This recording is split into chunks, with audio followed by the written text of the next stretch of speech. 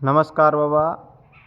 आप ये बताएं कि आप बार बार भक्ति में लीन हो जाते हैं, कभी लोकसभा के समय पे, कभी विधानसभा के समय पे। आप लगातार उपवास करके भगवान की भक्ति में मस्त रहते हैं। ये सब कैसे हो पाता है? आप कैसे कर पाते हो? ठीक है, आम जन के बिल्कुल समझ से परे है ये चीज़ कि आप कैसे कर पाते हो और आप उपवास के साथ भगवान से कैसे जुड़े रहते हैं। सबसे पहले जो चैनल के माध्यम से देख रहे सबको मेरा प्यार भरा प्रणाम। और मैं बालाजी से अनुरोध करता हूँ, जैसे हम पर कृपा है वैसे आपको पे बनाएंगे। सबसे पहले बात तो देखिए, आप मेरी आवाज़ देखिए। आज 29/8 से उपवास चल रहा है। सब केवल शाम को 1 गिलास दूध और उसमें हल्दी डाल के लेना है, इसलिए क्योंकि थोड़ी कैल्शियम की कमी ना हो। मैं एक बार फिर कह रहा हूँ, कैल्शियम की कमी शरीर में न होने दे, क्योंकि तकलीफ होती है, वो दर्द सहन नहीं होता है। लेकिन वो हम इसलिए ले लेते हैं थोड़ा सा, ताकि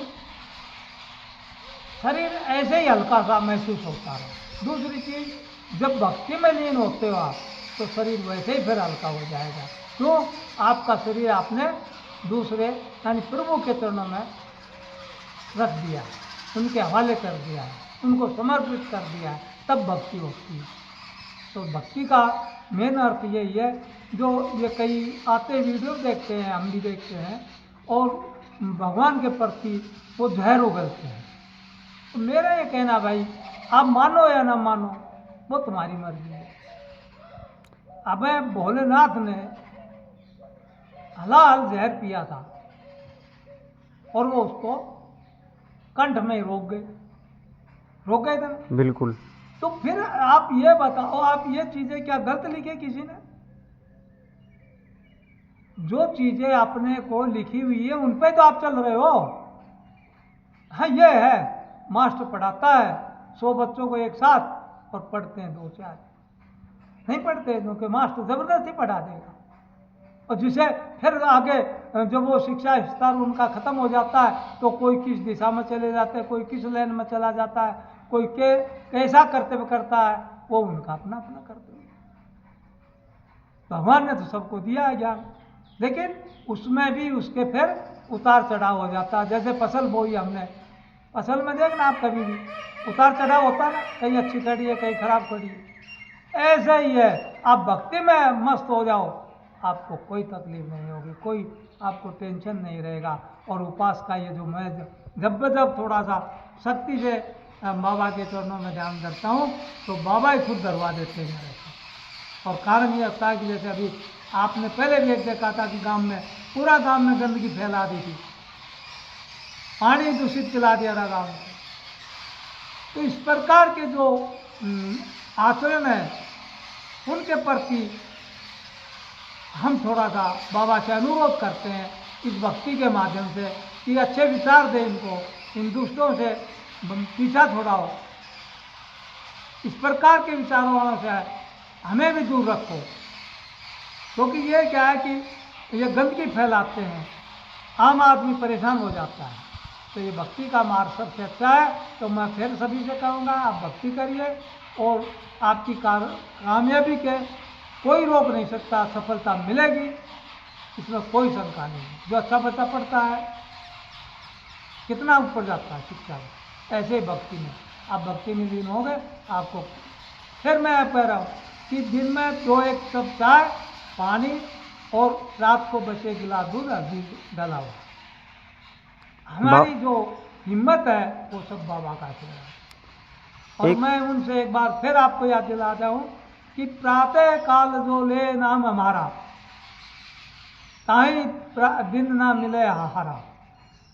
ये बालाजी की चौपाई में तो उसके अंदर लिखा हुआ है, सुंदरकांड में।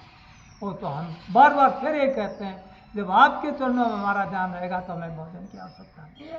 तो मैं फिर ये सभी से कह रहा हूँ कि ध्यान से लगाओगे तो कामयाबी मिलेगी और सफलता मिलेगी, कोई रोक नहीं सकता। जय बालाजी महाराज की जय। सत्य। बाबा ये जो विद्यार्थी जीवन है, विद्यार्थी जीवन में कभी कभार बच्चा पढ़ते पढ़ते इतना डिप्रेस्ड हो जाता है कि उसको कुछ अलग करने की सूझती है, उसको नेगेटिविटी नज़र आती है हर कहीं।